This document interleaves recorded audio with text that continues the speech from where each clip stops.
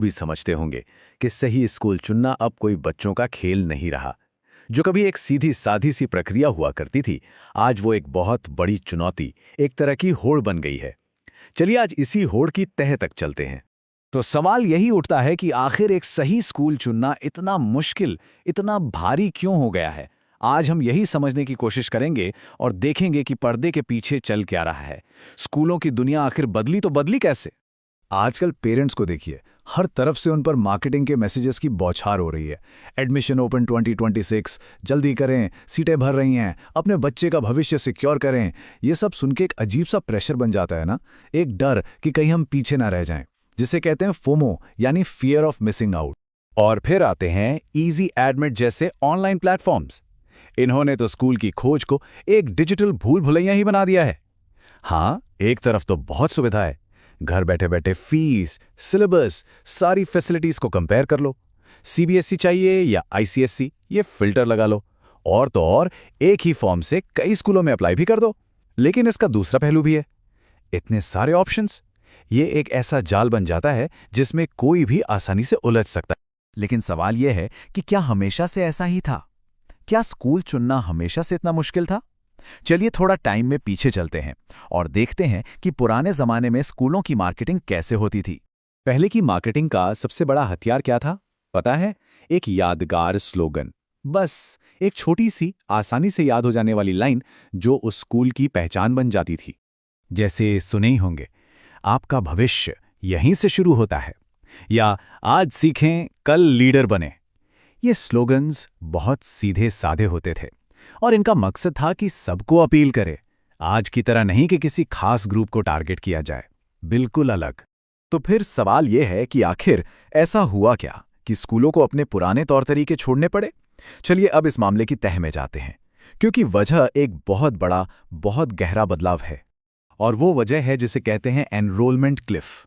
अब ये क्या चीज़ है? इसका मतलब है कि 2025 में हाई स्कूल से पास होने वाले स्टूडेंट्स की संख्या सबसे ज़्यादा होगी, पीक पर, और उसके बाद ये संख्या लगातार घटनी शुरू हो जाएगी। और ये कोई छोटी मोटी गिरावट नहीं है। अंदाज़ा ये है कि 2041 तक ग्रेजुएट्स की संख्या में 13% की कमी आ जाएगी। अब ज़रा सोचिए, स्कूलों के लिए इसका क्या मतलब हुआ? कम स्टूडेंट्स मतलब खाली डेस्क, मतलब कम रेवेन्यू। ये तो उनके वजूद पर ही सवाल खड़ा कर देती है ना? अब सबसे दिलचस्प बात यह है कि ये गिरावट हर जगह एक जैसी नहीं होगी। पश्चिम में तो 20% तक की गिरावट का अनुमान है और उत्तर पूर्व में 17%।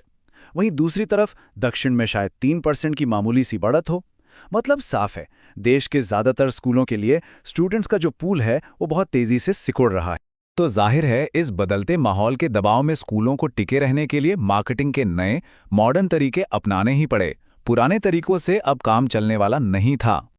आजकल के पेरेंट्स को सिर्फ अच्छी पढ़ाई नहीं चाहिए, अब वो स्मार्ट क्लासरूम ढूंढ रहे हैं, एक सेफ माहौल चाहते हैं, बढ़िया स्पोर्ट्स प्रोग्राम्स और बच्चे का ओवरऑल डेवलपमेंट यानी होलिस्टिक डेवलपमेंट चाहते हैं।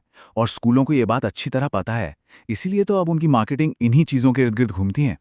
लेकिन सवाल फिर वही, स्कूलों को ये कैसे पता चलता है कि कौन सी बात, कौन सा मैसेज सही फैमिली को अपनी तरफ खींचेगा? बस यहीं पर एंट्री होती है डेटा और टेक्नोलॉजी की। इसे एक उदाहरण से समझते हैं तो बात साफ हो जाएगी। पहले कैसा ईमेल आता था? डियर पेरेंट, हमारे स्कूल में इंटरेस्ट दिखाने के लिए शुक्रिया, बस इतना ही। लेकिन अब एआई की मदद से एकदम पर्सनलाइज्ड मैसेज भेजे जाते हैं। कुछ ऐसा, नमस्ते, पेरेंट का नाम, हमें पता चला कि आपकी बेटी का नाम को हमारे स्टेम प्रोग्राम में इंटरेस्ट है। ये देखिए हमारी रोबोटिक्स टीम का एक वीडियो। अब खुद ही सोचिए, दोनों में से कौन सा ईमेल ज्यादा असरदार होगा? और इसका असर आंकड़ों में भी साफ साफ दिखता है। इस तरह के पर्सनलाइज्ड कैंपेन से एनरोलमेंट रेट में 19% तक का उछाल आ सकता है। ये कोई छोटा मोटा नंबर नहीं है, ये बहुत बड़ा फर्क है। स्कूलों के इस नए टूल बॉक्स में सबसे पावरफुल औजार है वीडियो। एक अंदाजा है कि बहुत जल्द इंटरनेट पर जितना भी ट्रैफिक होगा उसमें से 82% सिर्फ वीडियो का होगा। तो अब स्कूल सिर्फ बातें नहीं कर रहे, वो सीधे सीधे दिखा रहे हैं। लेकिन बात सिर्फ नए स्टूडेंट्स लाने की नहीं है। अब स्कूलों का फोकस इस पर भी है कि जो स्टूडेंट्स पहले से हैं उन्हें कैसे रोक कर रखा जाए। क्यों? क्योंकि एक नए परिवार को स्कूल से जोड़ने में जो मेहनत और पैसा लगता है वो किसी पुराने परिवार को बनाए रखने से 7 गुना ज्यादा होता है। और परिवारों को स्कूल से जोड़े रखने का सबसे बड़ा मंत्र है प्रामाणिकता, यानी ऑथेंटिसिटी। एक सर्वे में 90% लोगों ने कहा कि वो कोई भी ब्रांड चुनते वक्त ये जरूर देखते हैं कि वो कितना असली है, कितना सच्चा है। और स्कूल भी तो एक ब्रांड ही है ना? तो फिर आज के जमाने का सबसे पावरफुल मार्केटिंग इंजन क्या है? ये कोई महंगा ऐड नहीं है। ये हैं वो सच्ची सोशल मीडिया पोस्ट्स जो स्कूल में पहले से पढ़े हुए बच्चे और उनके पेरेंट्स डालते हैं। इससे ज्यादा भरोसेमंद और असली प्रचार और क्या हो सकता है? तो जब हम इन सभी चीजों को एक साथ जोड़कर देखते हैं तो एक बात बिल्कुल साफ हो जाती है।